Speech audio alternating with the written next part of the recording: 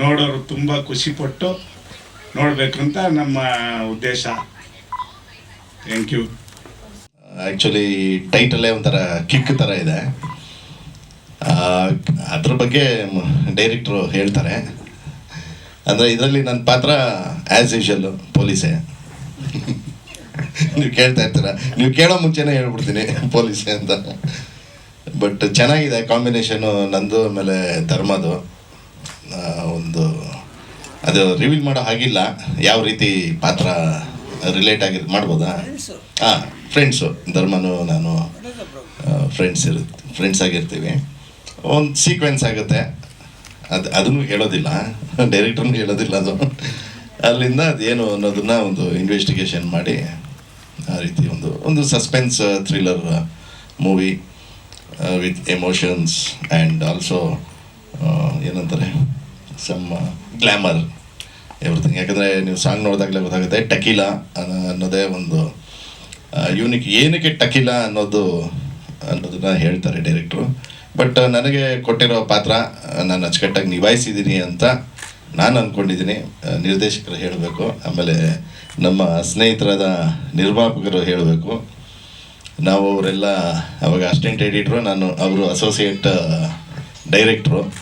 Eshwari editing ರೂಮಲ್ಲೇ ಹಂಗೆ ಪರಿಚಯ ಆಗಿ ಅಲ್ಲಿಂದ ಜರ್ನಿ ಹಂಗೆ ಸ್ಟಾರ್ಟ್ ಆಯಿತು. ಆಮೇಲೆ ಸರ್ ಝೆಡ್ ಸಿನಿಮಾದಲ್ಲಿ ನಾನು ಅಸಿಸ್ಟೆಂಟ್ ಎಡಿಟರ್ ಆಗಿದ್ದೆ.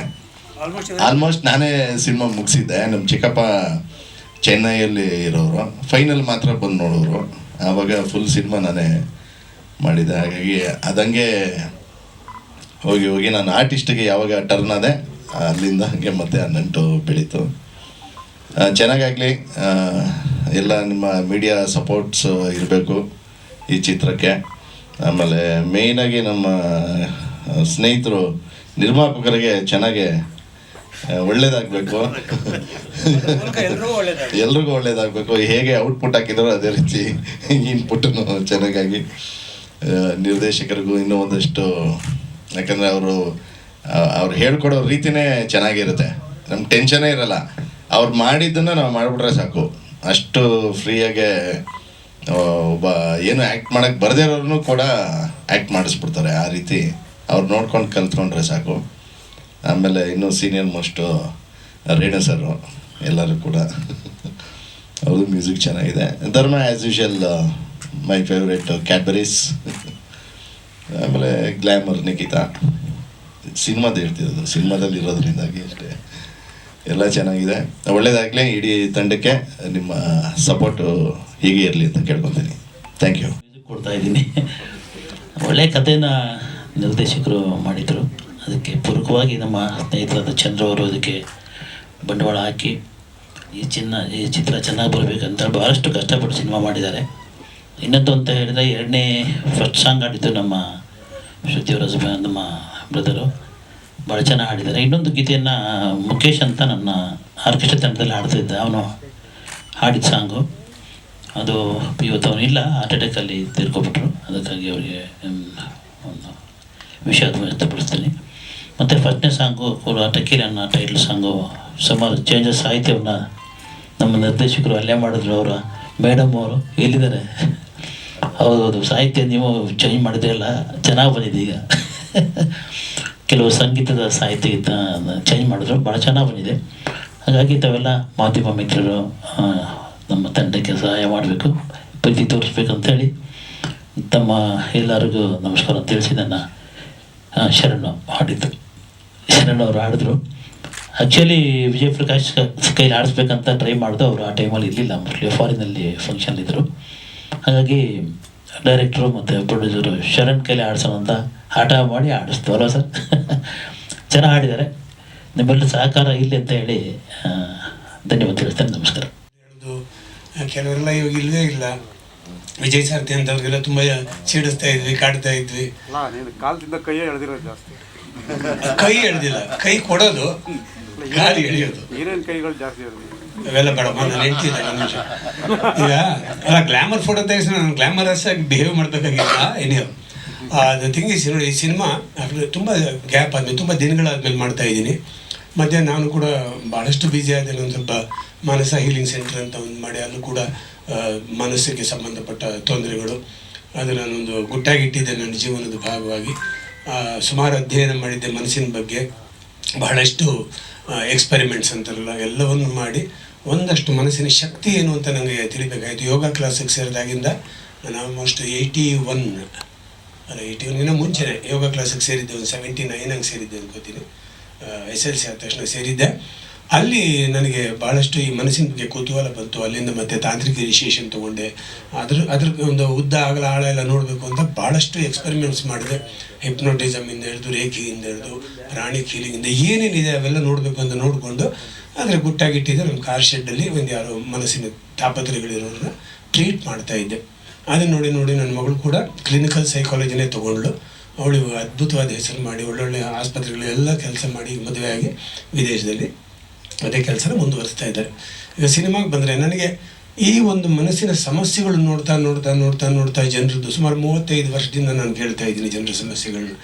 ಅವರು ಶ್ರೀಮಂತರು, ಬಡವರು, ಸೆಲೆಬ್ರಿಟಿಗಳು, ಅಥವಾ ಏನು ಒಂದು ತುಂಬ ನೊಂದವರು, ಬೆಂದವರು ಎಲ್ಲರನ್ನು ನೋಡಿದಾಗ ನನಗೆ ಒಂದಷ್ಟು ಜೀವನ, ಇಡೀ ಜಗತ್ತಿನಲ್ಲಿ ಜನರು ಯಾವ ರೀತಿ ಜೀವಿಸ್ತಿದ್ದಾರೆ.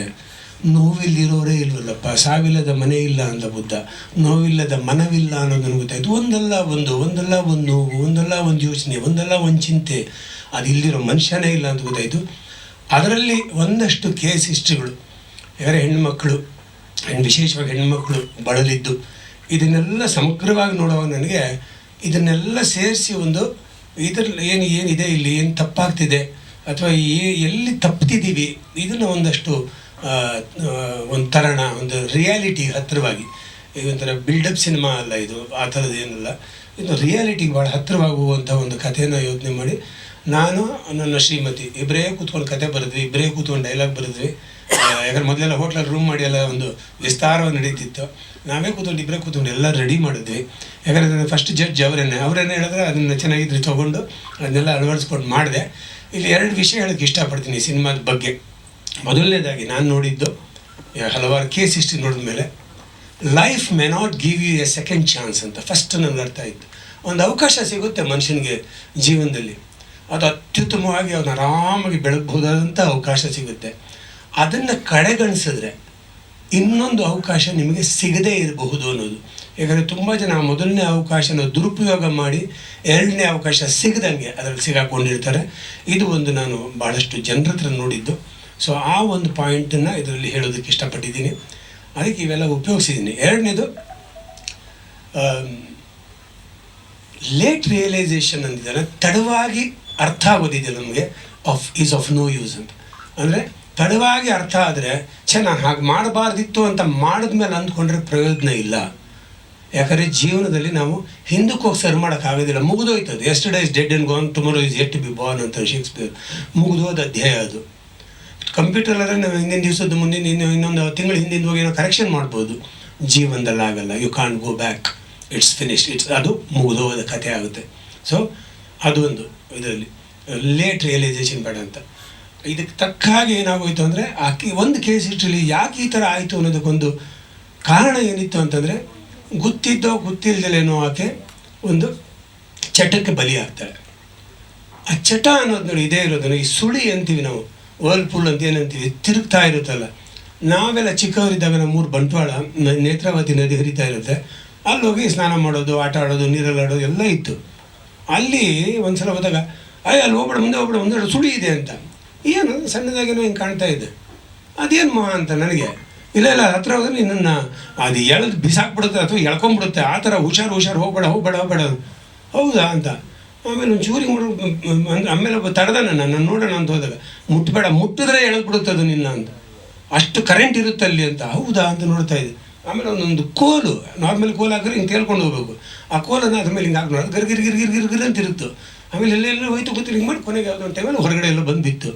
ಸೊ ನನಗೆ ಈ ಚಟಗಳು ಅಂದಾಗ ನನ್ನ ಹತ್ರ ಬರೋರ ಜನರಲ್ಲಿ ನೋಡ್ತೀನಿ, ಅತಿಯಾದಾಗ ನೋಡಿ, ಎಲ್ಲವೂ ಅತಿಯಾದಾಗಲೇ ಪ್ರಾಬ್ಲಮ್. ಮಿತವಾಗಿದ್ದಾಗ ನಾವು ಏನು ತಿಂದರೂ ಪರವಾಗಿಲ್ಲ, ಅತಿಯಾದಾಗಲೇ ತೊಂದರೆ. ಅದೇ ರೀತಿ ಈ ಚಟ ನಮ್ಮನ್ನು ಆಕ್ರಮಣ ಮಾಡಿಕೊಂಡು ಅದರ ಹತೋಟಿಗೆ ನಮ್ಮನ್ನು ತಂದರೆ ಕಷ್ಟ. ನಾವು ಅದ್ರ ಹತೋಟಿಲಿದ್ದರೆ ಪರವಾಗಿಲ್ಲ. ಚಟ ಅಂತ ಏನು ಬೇಕಾದ್ರೂ ಆಗ್ಬೋದು. ಸೊ ಅದು ಈ ಸುಳಿ ಥರ.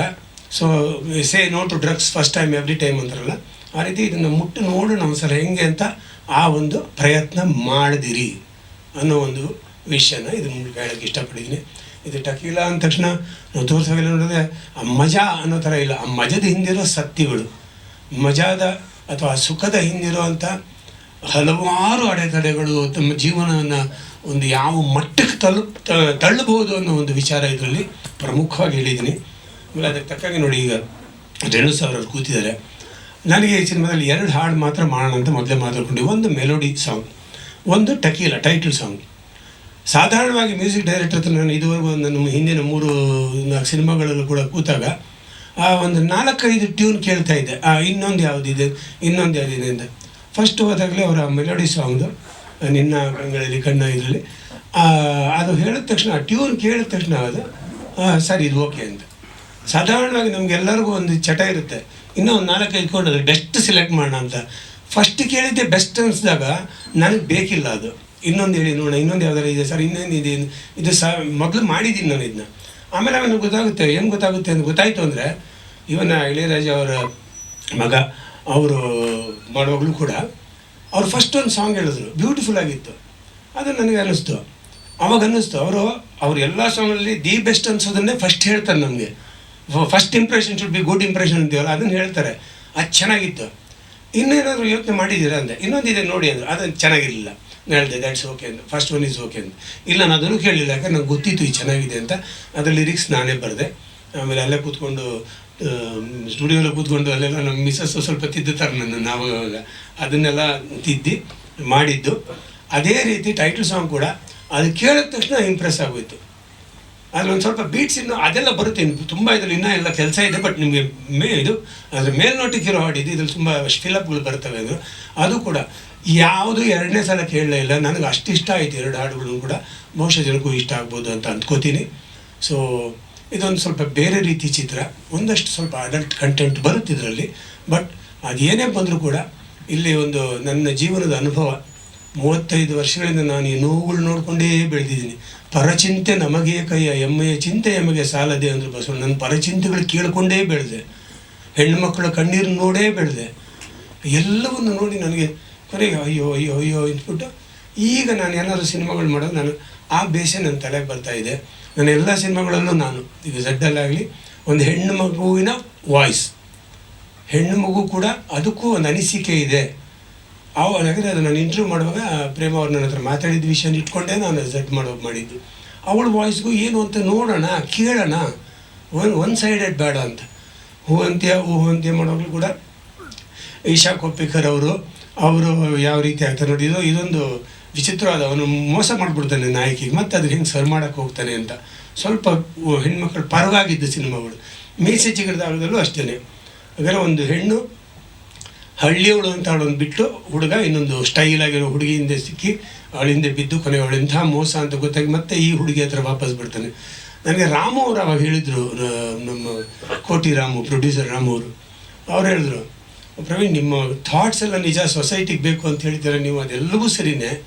ಬಟ್ ಇಲ್ಲಿ ಸಿನಿಮಾ ಅಂತ ಬಂದಾಗ ನೀವು ಟೇಮಿಂಗ್ ಆಫ್ ದ ಶೋ ಇದೆಯಲ್ಲ, ಹುಡುಗಿ ಕೊಬ್ಬಡಗಿಸುವಂಥ ಹುಡುಗ ಅದೇ ಗೆಲ್ಲೋದು. ಹುಡುಗನ ಕೊಬ್ಬಡಗಿಸ್ಬಿಟ್ಲು ಯಾರೋ ಹುಡುಗಿ ಅನ್ನೋದು ಬೇಕಾಗಿಲ್ಲ ಈ ಸಮಾಜಕ್ಕೆ. ಅದು ನಿಜ ಇರ್ಬೋದು, ಅದೇನೇ ಇರ್ಬೋದು, ಬೇಕಾಗಿಲ್ಲ ಅಂತ ಒಂದು ಮಾತು ಹೇಳಿದ್ರು. ನೀವು ಸ್ವಲ್ಪ ನಿಮ್ಮ ಯೋಚನೆನ ತಿರುಗಿಸ್ಕೊಳ್ಳಿ. ಅಲ್ಲೇ sir taming of the shrew Shakespeare ಬರೆದ್ಮೇಲೆ 1000 ಸಿನಿಮಾ ಬಂದಿರ್ಬೋದು. ಯಾವುದೇ ಥರ ನೋಡಿ, ಅಂಜದ ಗಂಡು, ನಂಜಂಡಿ ಕಲ್ಲಿ, ನೀವು ಯಾವುದಾರ ಹೆಸರು ಎಲ್ಲ ಅವಳಕ್ಕೋ ಬಡಗಿಸೋದೇ ಯಾಕೆ ಸರ್ ಆಗಬೇಕು? ಅದು ಒಂದು ಪ್ರಯತ್ನ ಸರ್ ನನಗೆ. ಅದು ಎಷ್ಟು ಮಟ್ಟಿಗೆ ಗೆಲ್ಲುತ್ತೇವೆ ಅಂತ. ನಾನು ಒಬ್ಬ ಪತ್ರಕರ್ತನಾಗಿದ್ದೆ.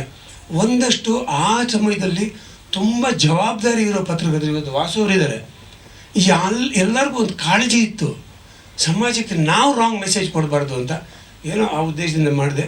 ಇದರಲ್ಲೂ ಕೂಡ ಅದೇ ಉದ್ದೇಶ ಇದೆ. ಆದರೆ ಇದರಲ್ಲಿ ಈಗಿನ ಕಾಲಕ್ಕೆ ತಕ್ಕಂಗೆ, ಈಗ ಯಾಕಂದರೆ ಒಂದು ಪೀಳಿಗೆಯಿಂದ ಪೀಳಿಗೆಗೆ ಜನರ ಒಂದು ಮನೋಭಾವ ಬದಲಾಗುತ್ತೆ, ಜೊತೆಯಲ್ಲಿ ಒಂದಷ್ಟು ಟೆಕ್ನಾಲಜಿ ಬದಲಾಗುತ್ತೆ. ಅದ್ರ ಜೊತೆಯಲ್ಲಿ ನಾವು ಒಂದು ವಿಷಯನ ರಾಮೂರಿಂದ ಒಂದು ತೊಗೊಂಡೆ, ಈಗಿನ ಕಾಲದ ಜನಕ್ಕೆ ಏನು ಕೊಡಬೇಕು ಅದನ್ನು ಕೊಡಿ, ನಿಮ್ಮ ರೀತಿಯಲ್ಲೇ ಹೇಳಿ ಪರವಾಗಿಲ್ಲ, ಬಟ್ ಅದನ್ನು ಕೊಡೋದಕ್ಕೆ ನೋಡಿ ಅಂತ ಹೇಳಿದರು. ಆ ಎರಡೂ ಮಾತುಗಳನ್ನ ನಾನು ಯೂಸ್ ಮಾಡಿಕೊಂಡು ಇದರಲ್ಲಿ ಎಲ್ಲಿ ಗ್ಲ್ಯಾಮರಸ್ ಆಗಿ ಏನು ಮಾಡಬೇಕು ಅಥವಾ ಎಲ್ಲಿ ಅದರ ಒಂದು ಅನಾಹುತ ಅಂತ ತೋರಿಸ್ಬೇಕು, ಅದನ್ನು ಒಂದು ಸ್ಟೆಪ್ ಬೈ ಸ್ಟೆಪ್ ತೋರಿಸ್ಕೊಂಡು ಹೋಗಿದ್ದೀವಿ. ಇದು ಯಾವುದನ್ನು ವಲ್ಗರಾಗಿ ತೋರ್ಸೋಕ್ಕೆ ಇಷ್ಟಪಡಲಿಲ್ಲ. ಯಾಕಂದರೆ PK ದಾಸ್ ಅವರು ಮೊದಲು ಹೇಳಿದೆ ನನಗೆ, ಮಾತಾಡೋ ಹೇಳಿದೆ ಅವ್ರು ಮಾಡಬೇಕಪ್ಪ ಕ್ಯಾಮ್ರಾ, ಅವ್ರು ಮಾಡಿದ್ರೆ ಸೂಪರ್ ಅಂತ. ಯಾಕಂದರೆ ಯಾವುದೇ ಒಂದು ದೃಶ್ಯನ ಒಂದು ಎಸ್ಥೆಟಿಕ್ ಆಗಿ ಕ್ಲಾಸಿಕ್ ಅಂತಾರಲ್ಲ, ಕ್ಲಾಸಾಗಿ ತೋರಿಸುವಂಥ ಒಂದು ಲೈಟಿಂಗ್ ಅವ್ರು ಮಾಡ್ತಾರೆ. ಅದನ್ನು ನಾನು ನೋಡಿದ್ದೆ, ನಮ್ಮ ದಿನೇಶ್ ಬಾಬು ಅವ್ರ ಜೊತೆ ಇದ್ದಾಗಿಂದ ನೋಡಿದ್ದೀನಿ ನಾನು, ನಮ್ಮ ಜರ್ನಲಿಸ್ಟ್ ಆಗಿ ಹೋದಾಗೆಲ್ಲ. ಸೊ ಅವರೇ ಮಾಡಬೇಕಂತೂ ಅಷ್ಟೇ ನೋಡಿ, ಅಷ್ಟು ಚಂದವಾಗಿದೆ. ಈ ಟಕೀಲಾ ಸಾಂಗಲ್ಲಿ ಇವರಿಗೆ ಮೊದಲಿತ್ತು ನಮ್ಮ ಡ್ಯಾನ್ಸ್ ಮಾಸ್ಟರ್ ಹೇಳಿದ್ರು ಒಂದೊಳ್ಳೆ ಗ್ಲಾಮರಸ್ ಡ್ರೆಸ್ ಹಾಕೋಣ ಅಂತ. ಗ್ಲಾಮರಸ್ ಡ್ರೆಸ್ಸಿಂದ ಆಗೋದಿಲ್ಲ, ಕತೆಗೆ ಅದು ಮ್ಯಾಚ್ ಆಗೋದಿಲ್ಲ. ಅಲ್ಲಿ ಬೇಕಾಯಿತು ಒಂದು ಸಿಂಪಲ್ ಡ್ರೆಸ್ ಹಾಕ್ಕೊಂಡು ಎಕ್ಸ್ಪ್ರೆಷನ್ಸಲ್ಲೇ ಹೋಗೋಣ ನಾವು ಅಂತ ಮಾಡಿದ್ವಿ. ಅದನ್ನು ಅದು ಚೆನ್ನಾಗಿ ಬಂದಿದೆ. ಆಗಲೇ 1 ಲಕ್ಷದ ಮೇಲೆ ಒಂದು ದಿನದಲ್ಲಿ 1 ಲಕ್ಷ ಚಿಲ್ಲರೆ 1,10,000 ಹತ್ರ ಅದನ್ನು ಜನ ನೋಡಿದ್ದಾರೆ ಅಂದರೆ ಭಾಳ ತೃಪ್ತಿ ಆಯಿತು, ಖುಷಿ ಆಯಿತು. ಪರವಾಗಿಲ್ಲ, ನಾವು ಮಾಡಿದ್ದೇನೋ ಒಂದು ರೀಚ್ ಆಗ್ತಿದೆ ಅಂತಂದು ಇಷ್ಟು ಹೇಳ್ತೀನಿ. ಏನಾದ್ರು ಪ್ರಶ್ನೆ ಕೇಳೋಂಗಿದ್ರೆ ಕೇಳ್ಬೋದು. ನಾನು ನಂತರ ಆ ಕಂಟೆಂಟ್ಮೆಂಟ್ ಇದೆ ನಂಗೆ ರಿಟೈರ್ಡ್ ಲೈಫಲ್ಲಿ ಸಿಕ್ಕಿದ್ದು. ಆಮೇಲೆ ಅದಾದಮೇಲೆ ಹೋಗ್ಬೇಕಾರೆ ಸರ್ ಬರ್ತೀನಿ ಸರ್ ಥ್ಯಾಂಕ್ ಯು ಸರ್ ಅಂತ ಕಣ್ಣಲ್ಲಿ ನೀರು ಹಾಕೊಂಡು ಹೇಳುವಾಗ ನನಗೆ ಎಮೋಷ್ನಲ್ ಆಗ್ಬಿಡ್ತೀನಿ ನಾನು. 8 ವರ್ಷದಿಂದ ನೋಡಿ, ಇದು ಬೇರೆಯೇ ಒಂದು ಮೆಥಡಲ್ಲಿ ಮಾಡ್ತಿರೋದು ನನ್ನ ಮಗಳು ಕೂಡ ಅದನ್ನೇ ಮಾಡ್ತಾಳೆ ಇವಾಗ. ಬಟ್ ದ ಥಿಂಗ್ ಈಸ್, ಒಂದಷ್ಟು ಸ್ಪಿರಿಚುಯಾಲಿಟಿ ಅನ್ನೋದನ್ನು ಬ್ಲೆಂಡ್ ಮಾಡಿದ್ರೆ ಸೈಕಾಲಜಿ ಜೊತೆ ಇಟ್ ಗಿವ್ಸ್ ಫ್ಯಾಂಟಾಸ್ಟಿಕ್ ರಿಸಲ್ಟ್ಸ್. ನೀವು ನಂಬಿಕೆ ಇದ್ರೆ ಮಾತ್ರ. ಮನಸ್ಸೇ ಅಲ್ಟಿಮೇಟ್ ಅಂದ್ಕೊಂಡ್ರೆ yes, you need not believe God also. But ನಾವು ಪರಾವಲಂಬಿಗಳಾಗಿರೋದ್ರಿಂದ, ಹುಟ್ಟಿದಾಗಿಂದ ಪರಾವಲಂಬಿಗಳು. ನಾವು ನಮ್ಮನ್ನು ಎತ್ಕೋಬೇಕು, ನಮ್ಮನ್ನು ನಡೆಸ್ಬೇಕು, ನಮ್ಮನ್ನು ಹಿಡ್ಕೋಬೇಕು, ಪರಾವಲಂಬಿಗಳೇ ಬೆಳಿತೀವಿ. ಸೊ ನಮ್ಗೊಂದು ಹಿಡ್ಕೊಳ್ಳೋದಕ್ಕೊಂದು ಬೇಕು. ಸೊ ದೇವರು ಎಲ್ಲಿ ಕಾಣಲ್ಲ, ಕರೆಂಟ್ ಕಾಣಲ್ಲ, ಬಟ್ ಲೈಟ್ ಹಾಕಿದಾಗ ಗೊತ್ತಾಗುತ್ತೆ ಕರೆಂಟ್ ಇದೆ, ಫ್ಯಾನ್ ಹಾಕಿದಾಗ ಗೊತ್ತಾಗುತ್ತೆ ಕರೆಂಟ್ ಇದೆ. ಅದೇ ಥರ ಒಂದು ಭಾವ ಅನ್ನೋದ್ರಲ್ಲಿ ಹೇಗೆ ನಮ್ಮ ದೇವರ ಒಂದು ಶಕ್ತಿ ನಾವು ಉಪಯೋಗಿಸ್ಕೋಬೋದು.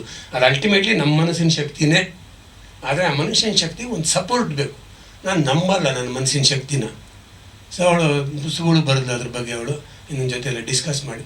ಸೊ ಅಲ್ಲಿ ಸಿಕ್ಕಿದ ಒಂದು ತೃಪ್ತಿ ಇದೆಯಲ್ಲ ನನಗೆ ರಿಟೈರ್ಡ್ ಲೈಫ್ ನಂದು ಇವಾಗ ಆರಾಮಾಗಿ ಎಲ್ಲ ಡೆಪಾಸಿಟ್ ಇಟ್ಟರೆ ಸ್ವಲ್ಪ ದುಡ್ಡು ಜಾಸ್ತಿ ಬರುತ್ತೆ, ಪ್ರೊಫೆಷನಲ್ ಟ್ಯಾಕ್ಸ್ ಎಲ್ಲ ವೇವ್ ಮಾಡಿದ್ದಾರೆ. ಸೊ ಇದ್ರ ಜೊತೆಯಲ್ಲಿ ಇದು ಒಂದು ಖುಷಿ ನನಗೆ. ಇಷ್ಟು ವರ್ಷ ನಾನು ಮುಚ್ಚಿಟ್ಟಿದ್ದೆ. ನಮ್ಮ ಸೀತಾರಾಮ್ ಅವ್ರಿಗೆ ಗೊತ್ತಿತ್ತು ಕನ್ನಡಪ್ರಭದಲ್ಲಿ, ಅವರೊಬ್ಬರಿಗೆ ಮಾತ್ರ ನಾನು ಸ್ವಲ್ಪ ಮನಸಾರೆ ಮಾತಾಡಿದ್ದೆ. ನಿಮ್ಮ ಹತ್ರ ಹೇಳಿರ್ಬೋದು. ಅದೇ ಹಳೆ ಅವ್ರ ಹತ್ರ ಒಂದಷ್ಟು ಮಾತಾಡಿದ್ದೀನಿ.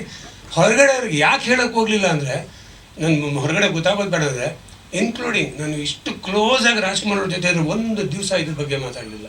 ಇಡೀ ಇಂಡಸ್ಟ್ರಿಯಲ್ಲಿ ಒಬ್ಬರ ಹತ್ರ ಹೇಳೋಕ್ಕೆ ಹೋಗಲಿಲ್ಲ. ಯಾಕಂದರೆ ನನ್ನ ಹತ್ರ ಬರೋರು ನಾನು ಏನಾದ್ರು ಕ್ಯೂರ್ ಮಾಡಿದಾಗ ಅವ್ರು ಏನು ಅಂದ್ಕೋತಾರೆ, ಇಟ್ಸ್ ಸೈಂಟಿಫಿಕ್ ವೇನಲ್ಲಿ ನಾನು ಮಾಡೋದು, ಮೈಂಡ್ ಟ್ರೈನ್ ಮಾಡಿ. ಗುರೂಜಿ, ಸ್ವಾಮೀಜಿ, ಥ್ಯಾಂಕ್ ಯು ಸ್ವಾಮೀಜಿ ಅಂತ ಕಾಲು ಹಿಡ್ಕೊಳಕ್ಕೆ ಬರೋದು, ನನಗೆ ಇನ್ನೇನೋ ಸನ್ಮಾನ ಮಾಡೋಕ್ಕೆ ನೋಡೋದು. ಆಮೇಲೆ ಅವ್ರಿಗೆಲ್ಲ ಮಕ್ಕಳಿಗೆಲ್ಲ ಕಾಲಿಡಿಯಮ್ಮ ಗುರೂಜಿ ಕಾಲಿಡಿ, ನೋಡಿ ಎಷ್ಟು ಬೇಗ ನಿಮ್ಗೆ ಇಷ್ಟು ಚೆನ್ನಾಗಾಗಿದೆ. ನನಗೆ ಇದು ಬೇಡ. ನಾನು ಅದು ಮಾಡುವಾಗಲೂ ಜೀನ್ಸ್ ಹಾಕ್ಕೊಂಡೇ ಕೂತ್ಕೊಳ್ಳೋದು, ಟೀ ಶರ್ಟ್ ಹಾಕ್ಕೊಂಡೇ ಕೂತ್ಕೋತೀನಿ. ಕುಂಕುಮ ಇಟ್ಟು ನಮ್ಗೆ ಆ್ಯಕ್ಚುಲಿ ತಾಂತ್ರಿಕದಲ್ಲಿ ಹೇಳ್ತಾರೆ ಈ ಜಟೆ ಬಿಡಬೇಕು, ದೇವಿಗೆ ಸ್ಮರಣೆಗೆ ಕುಂಕುಮ ಇಡಬೇಕು ಅಂತ. ಸರ್ ನನ್ನ ಕೈಲಿ ಆಗೋದಿಲ್ಲ ಸರ್, ಅದೆಲ್ಲ ನನಗಾಗಲ್ಲ ಅಂತಂದೆ. ಬಿಟ್ಬಿಡಿ, ಮನಸ್ಸಲ್ಲೇ ಇಟ್ಕೋತೀನಿ. ನಾನು ಮನಸ್ಸು ಪೂಜೆ ಬಗ್ಗೆ ಹೇಳಿದರೆ ನಾನು ಮನಸ್ಸಲ್ಲೇ ಇಟ್ಕೋತೀನಿ ಸಾಕು ಅಂತ. ನನಗೆ ಇದು ಏನಾಗ್ಬಿಡುತ್ತೆ, ನನಗೆ ನನ್ನ ಒಂದು ವೈಯಕ್ತಿಕ ಜೀವನ ಇದೆ. ನಾನು ಸ್ವಲ್ಪ ಜಾಲಿಯಾಗಿರೋನು, ಮೊದಲಿಂದ ಆರಾಮಾಗಿರೋನು. ಫುಟ್ಪಾತಲ್ಲಿ ನಾನು ರವಿ ಬೆಳಿಗ್ಗೆ ಕೂತ್ಕೊಂಡು ಕಾಫಿ ಕುಡಿತಿದ್ವಿ ಗಣೇಶ್ ಭವನಲ್ಲಿ. ಆಮೇಲೆ ನನ್ನ ಗುರೂಜಿ ಅಂತ ಕರೆದವ್ ನೋಡಿ, ಏನಪ್ಪ ಇವನು ಹಿಂಗೆ ಕಾಫಿ ಕುಡಿತಾನೆ ಫುಟ್ಪಾತಲ್ಲಿ ಕೂತು ನಮ್ಮ ಗುರೂಜಿ. ಈ ಥರ ನನಗೆ ಬೇಕಾಗಿರಲಿಲ್ಲ. ಗೊತ್ತಾಯ್ತು. ಯಾವಾಗ ಕೊಡಿಸ್ತೀಯಪ್ಪ ಇಲ್ಲ ಸರ್ ಕೊಡಿಸ್ತೀನಿ ಅಂತ ಹೇಳ್ತಾ ಇದ್ದೆ. ಸ್ನೇಹಿತರೆ, ನಮ್ಮ ಟಕೀಲಾ ಚಿತ್ರ ಆರಂಭದಾಗ ಸ್ವಲ್ಪ ತಡ ಆಯಿತು, ಕ್ಷಮೆ ಇರಲಿ. ಯಾಕೆ ತಡ ಆಯಿತು ಅಂದರೆ, ಒಬ್ಬ ಪ್ರೊಡ್ಯೂಸರ್ಗೆ ತುಂಬ, ಯಾಕಂದ್ರೆ ನಾವೆಲ್ಲ ಏನಂದರೆ ಅಸಿಸ್ಟೆಂಟು ಅಸೋಸಿಯೇಟ್ ಡೈರೆಕ್ಟರ್ ಆದವರು ಪ್ರೊಡ್ಯೂಸರ್ಗೆ ಬರಬೇಕು ಅಂದರೆ ನಿಮಗೆ ಏನಾದರೂ ಒಂದು ಬ್ಯಾಕ್ಗ್ರೌಂಡ್ ಇರಬೇಕು. ಇಲ್ಲ ಅಂತ ನಾವಿಂದೆಲ್ಲ ಏನು ಸ್ಕೀಮ್ ಅಂದರೆ, ಇಷ್ಟೆಲ್ಲ ಅನುಭವ ಇದೆಯಲ್ವಾ, ಅಟ್ಲೀಸ್ಟ್ ಒಂದಿಷ್ಟು ಜನ ಎಲ್ಲ ಸೇರಿಸ್ಕೊಂಡು ಏನೋ ಮಾಡೋಣ ಅಂತ ಪ್ಲಾನ್ ಮಾಡಿದ್ವಿ. ಬಟ್ ಚಿಕ್ಕದು ಮಾಡೋಣ ಅಂತ ಒಂದು ಪ್ಲಾನ್ ಮಾಡಿದ್ವಿ. ನೋಡಿದ್ರೆ ಇದು ದೊಡ್ಡ ಬಡ್ಜೆಟ್ ಆಯಿತು ಸಿನಿಮಾ. ಜೊತೆಗೆ ಯಾಕೆ ತಡ ಆಯಿತು ಅಂತಂದರೆ ಸ್ನೇಹಿತರೆ, ನಾವು ಆರಂಭದಲ್ಲಿ ಸ್ಟಾರ್ಟ್ ಮಾಡಿದಾಗ ಏನು ಸರ್ ಹೌದು ಸರ್, ಸರ್ ಬರೀ 30 ಅಂತ ಇತ್ತು, ಈಗ ಫುಲ್ ಬಾಟ್ಲ್ ಆಗೋಯ್ತು ಸರ್. ಆಮೇಲೆ ಆರಂಭದಲ್ಲಿ ನಮ್ಮ ಸಿನಿಮಾ ಆರಂಭ ಮಾಡ್ಬೇಕಾದ್ರೆ ಒಬ್ಬ ನಮ್ಮ ಮಣಿ ಅಂತ ಡಿಸೈನರ್ ಇದ್ದಾರೆ, ಅವ್ರ ಹತ್ರ ಹುಡುಗ ಕೆಲಸ ಮಾಡ್ತಾ ಇದ್ದ. ಆ ಹುಡುಗ ನಾವು ಹೋದಾಗೆಲ್ಲ, ನಾವು ಜೋಗಿಗುಡ್ಡ ಟೈಮಲ್ಲಿ ಡಿಸೈನ್ ಮಾಡಿಸ್ದಾಗ ಹೋದಾಗೆಲ್ಲ ಹೇಳ್ತಾ ಇದ್ದ, ಸರ್ ನಮಗೊಂದು ಅವಕಾಶ ಕೊಡಿ ಸರ್, ಅವಕಾಶ ಕೊಡಿ ಅಂತ. ನಾನು ಮಣಿಯವ್ರಿಗೆ ಕೇಳ್ತಾ ಇದ್ದೆ, ನಿಮ್ಮಿಷ್ಟ ನಾನು ಚಂದ್ರ ಹೇಗಾರ ಇದು ಮಾಡಿ ಅಂತ. ನಾನು ಆಯ್ತಪ್ಪ ಅಂದ್ಬಿಟ್ಟು ಒಂದು ಕ್ಯಾರೆಕ್ಟ್ರ್ ಇತ್ತು, ಒಂದು ಫ್ರೆಂಡ್ ಕ್ಯಾರೆಕ್ಟ್ರು, ಅದನ್ನು ಆ ಹುಡುಗನಿಗೆ ಹೇಳಿ ಫಿಕ್ಸ್ ಮಾಡಿದೆ. ಆ ಹುಡುಗನ ಡೇಟು 4 ದಿವಸ ಸರ್. ಆ ಹುಡುಗ ಬಂದ 3 ದಿವಸ ಬಂದ ಸರ್. 4ನೇ ದಿವಸ ಏನಾಯ್ತು, ನಮ್ದು 1 ದಿವಸ ಮಾಡಬೇಕಾಯ್ತು, ಅದೇನೋ ಮನೆ ಸಮಸ್ಯೆ ಆಯಿತು, ಶೂಟಿಂಗ್ ಸಿಗಲಿಲ್ಲ. 1 ವಾರ ಮುಂದೆ ಹೋಯ್ತು ಸರ್.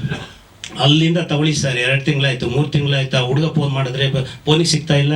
ಮಣಿಗೆ ಫೋನ್ ಮಾಡಿದ್ರೆ ಕೆಲಸ ಬಿಟ್ಟಿದ್ದಾನೆ. ಮಣಿಗೆ ಡಿಸೈನರ್ಗೆ ಗೊತ್ತೇ ಇಲ್ಲ ಅವನಿಲ್ಲಿ ಆಕ್ಟ್ ಮಾಡ್ತಿದ್ದಾನೆ ಅಂತ. ಮತ್ತೆ ಸರ್ ಆ ಹುಡುಗ 3 ದಿವಸ ಶೂಟಿಂಗ್ ಮಾಡಿದ್ದು ಕವಿತಾ ಹೊಸ ರೆಡ್ಡಿ ಅಂತ ಮನೆ, ಅದು ಪರ್ ಡೇ 75,000 ರೂಪಾಯಿ ಬಾಡಿಗೆ. ಆ ಹುಡುಗ ಸಿಗಲೇ ಇಲ್ಲ ಸರ್ ಲಾಸ್ಟ್ವರೆಗೂ. ಫೋನ್ ಮಾಡಿದ್ರೆ ಫೋನ್ ಪಿಕ್ ಮಾಡಲ್ಲ.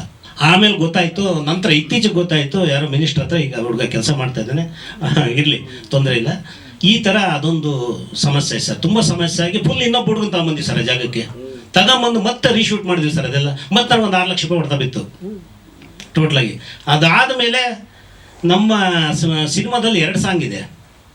1 ಸಾಂಗು ರೆಡಿ ಆಯಿತು, 2 ಸಾಂಗು ರೆಡಿ ಆಗಿತ್ತು, ಟೆಕಿಲಾ ಅಂತ. ಆ ಟೆಕಿಲದು ಮಾಡಿದ್ರೆ ನಾನು ಮ್ಯೂಸಿಕ್ ಡೈರೆಕ್ಟರ್ ಹೇಳಿದೆ, ಚಂದ್ರ ಮಾಡೋಣ ಇದು ಚೆನ್ನಾಗಿರುತ್ತೆ ಅಂತ. ಎಲ್ಲ ಆಯಿತು, ರೆಡಿ ಆಯಿತು. ಬಟ್ ಏನಂದರೆ ಇದು ಬಡ್ಜೆಟ್ ಕೇಳುತ್ತೆ, ಒಂದು ಮಾಡಿದ್ರೆ ಚೆನ್ನಾಗಿ ಮಾಡಬೇಕು ಅಂತ. ಆದರೆ ನಮ್ದು ಅಷ್ಟೊತ್ತಿಗೆ ಬಡ್ಜೆಟ್ ಕಡಿಮೆ ಆಗಿಬಿಟ್ಟಿತ್ತು, ಮಾಡೋಕ್ಕಾಗಿರಲಿಲ್ಲ ಸರ್. ಸಾಂಗ್ನ ನಿಲ್ಲಿಸ್ಬಿಟ್ವಿ, ಮಾಡೋದು ಬೇಡ ಅಂತ.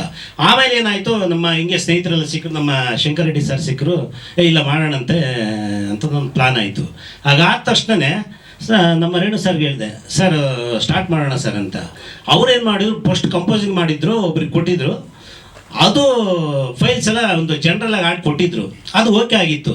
ಓಕೆ ಆದ್ಮೇಲೆ ಸಾಂಗ್ ಸರ್ ರೆಡಿ ಸರ್, ಅದನ್ನ ನಾವು ಸ್ಟಾರ್ಟ್ ಮಾಡೋಣ ಅಂತ ನೋಡಿದ್ರೆ ನಮ್ಮ ಹತ್ರ 2 ಟ್ರ್ಯಾಕ್ಸ್ ಇದೆ, ಬಟ್ ಒರಿಜಿನಲ್ ಟ್ರ್ಯಾಕ್ಸು ಇಲ್ಲ. ಸತೀಶ್ ಅಂತ ಆ ಮನುಷ್ಯ ತೀರೋಗ್ಬಿಟ್ಟಿದ್ದಾನೆ ಸರ್, ಕೀಬೋರ್ಡ್ ಪ್ಲೇಯರು. ಮ್ಯೂಸಿಷಿಯನ್ಸ್ ಹೊರಟೋಯ್ತು. ಯಾರಿಗೆ ಫೋನ್ ಮಾಡ್ತಾರೋ ಅವ್ರ ಮಕ್ಕಳಿಗೆ, ಅವ್ರ ಹೆಂಡತಿಗೆ ಫೋನ್ ಮಾಡಿದ್ರೆ ಇಲ್ಲ ಎಲ್ಲಿಟ್ಟಿದ್ದಾರೆ ನಮ್ಗೆ ಗೊತ್ತಿಲ್ಲ, ಯಾವ ಡಿಸ್ಕ್ ಆ ಡಿಸ್ಕಲ್ಲಿ ಇದೆ ನಮ್ಗೆ ಗೊತ್ತಿಲ್ಲ ಅಂತಾರೆ. ಅಲ್ಲೊಂದು ಹೊಡೆದ ಬಿತ್ತು ಸರ್. ಮತ್ತೆ ಅದು ರೀವರ್ಕ್ ಆಯ್ತು ಸರ್. ಆ ಸಾಂಗು 6 ಮಂತ್ ಆಯ್ತು ಸರ್. ಅದೊಂದು ನಮಗೆ ತುಂಬ ಹೊಡೆತ ಕೊಡ್ತು. ಮತ್ತೆ ರೀಯಾಗಿ ಸ್ಟಾರ್ಟ್ ಮಾಡಿದ್ರು ಸರ್ ಎಲ್ಲ. ಮತ್ತೆ ಇನ್ನೊಬ್ರಿಗೆ ಯಾರಿಗೂ ಕೊಟ್ಟು ರೆಡಿ ಮಾಡಿಸಿದ್ರು. ಆಮೇಲೆ ರೆಕಾರ್ಡಿಂಗ್ ಒಬ್ರಿಗೆ ಕೊಟ್ಟೆ ಸರ್. ಅವರು ದೊಡ್ಡ ನಮ್ಮ ಕನ್ನಡ ಇಂಡಸ್ಟ್ರಿಯಲ್ಲಿ ಮ್ಯೂಸಿಕ್ ಡೈರೆಕ್ಟ್ರು, ಹೇಳ್ಬಾರ್ದು ಹೆಸರು ಇರಲಿ. ಅವ್ರೇನು ಮಾಡೋದು, 7 ತಿಂಗಳು ಮಾಡಿದ್ರು ಸರ್. 7 ತಿಂಗಳು ಅಂದರೆ ನಾವು ನೋಡಿ ನಮ್ಗೆ ಏನು ಅನ್ನಿಸ್ಬಿಡ್ತು ಅಂದರೆ, ಏನಪ್ಪ ನಾವೆಲ್ಲ ಇಷ್ಟೆಲ್ಲ ಸರ್ವಿಸ್ ಇದ್ದು ಇಂಡಸ್ಟ್ರಿಯಲ್ಲಿ ಒಬ್ಬರೊಬ್ಬರು ಹೆಂಗೆ ಆಟ ಆಡಿಸ್ತಾರೆ, ನಾಳೆ ನಾಡೋದು ಏನೂ ಕೆಲಸ ಇರಲ್ಲ. ಆಮೇಲೆ ದುಡ್ಡು ಕ್ಲಿಯರ್ ಫಸ್ಟ್ಗೆ. ನಾನು ಏನಂದ್ರೆ ನಂದು ಹ್ಯಾಬಿಟ್ಟು, ಫಸ್ಟ್ಗೆ ದುಡ್ಡು ಕೊಟ್ಬಿಡ್ತೀವಿ, ಯಾಕಂದ್ರೆ ನಾನು ಕೆಲಸ ಆಗ್ಬಿಡ್ಬೇಕು ಅಂತ. ಅದೇ ತಪ್ಪು. ನಮ್ಮ ಇಂಡಸ್ಟ್ರಿಯಲ್ಲಿ ಹೇಗಿರ್ಬೇಕಂದ್ರೆ ಕಾಸೇ ಕೊಡಬಾರ್ದಾಗೆ ಕೆಲಸ ಮಾಡಿಸ್ಕೊತಾರೆ. 10% ಕೊಡಬೇಕು, 90% ಇಸ್ಕೋಬೇಕು, ಆಮೇಲೆ ಅಲಿಸ್ಬೇಕು. ಇದೇ ನಮ್ಮ ಥಿಯರಿ ಸಿನಿಮಾದ. ಅಂದರೆ ಹಿಂಗೆ ಅಂದರೆ ನಾವು ಆ ಥರ ಮಾಡಲಿಲ್ಲ ನೋಡಿ. ಅದರಿಂದ ಈ ಥರ ಎಲ್ಲ ಆಗ್ತಾ ಬಂತು. ಆದರೆ ಒಬ್ಬ ನಿರ್ಮಾಪನಿಗೆ ಏನು ಖುಷಿ ಆಗುತ್ತೆ ಅಂದರೆ, ಸಿನಿಮಾ ಚೆನ್ನಾಗಿ ಬಂದಾಗ ತುಂಬ ಖುಷಿ ಆಗುತ್ತೆ. ಅಂದರೆ ನಮ್ಮ ನಿರ್ದೇಶಕರು ತುಂಬ ಅದ್ಭುತವಾಗಿ ಸಿನಿಮಾ ಮಾಡಿಕೊಟ್ಟಿದ್ದಾರೆ. ಆಮೇಲೆ ನಮ್ಮ ಮ್ಯೂಸಿಕ್ ಡೈರೆಕ್ಟ್ರು PK ದಾಸ್ ಅವರು, ಗಿರೀಶ್ ಸಂಕಲನಕಾರರು, ಫೈಟ್ ಮಾಸ್ಟ್ರು, ನಮ್ಮ ಅರ್ಸ್ ಅವರು ಎಲ್ಲರೂ.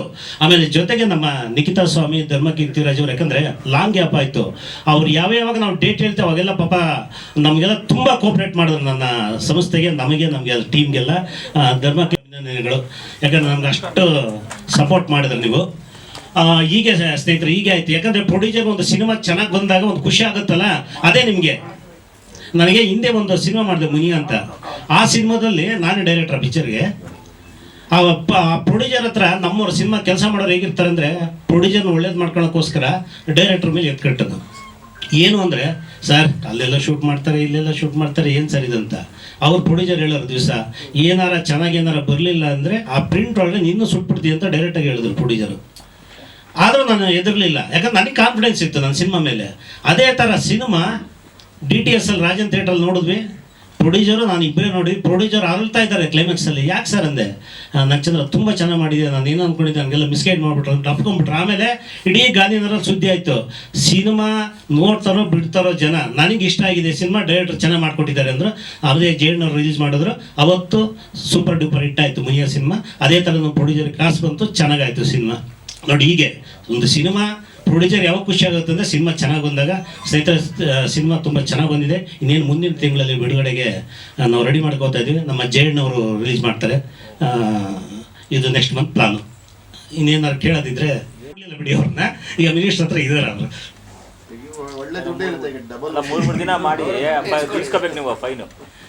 ಸರ್ ಈಗ ಎಲ್ಲಿ ಅದೇ ಹೇಳಿದ್ಲ ಗೊತ್ತು ಅಂದ್ರಲ್ಲ, ಅಲ್ಲ ಇದ್ರಲ್ಲಿ ಗೊತ್ತಿದೆ ಸರ್. ಈಗ ಎಲ್ಲಿ ಹುಡ್ಕೊಂಡು ಹೋಗೋದು ಮಾಡೋದು, ಇಲ್ಲೆಲ್ಲ ಹೋಗ್ತಾರೆ. ನಾವು ಹೋದಾಗ 1-2 ಸರಿ ಹೋದ್ವಿ, ಇದ್ರ ಒಳಗಡೆ ಸಿಗ್ಲಿಲ್ಲ.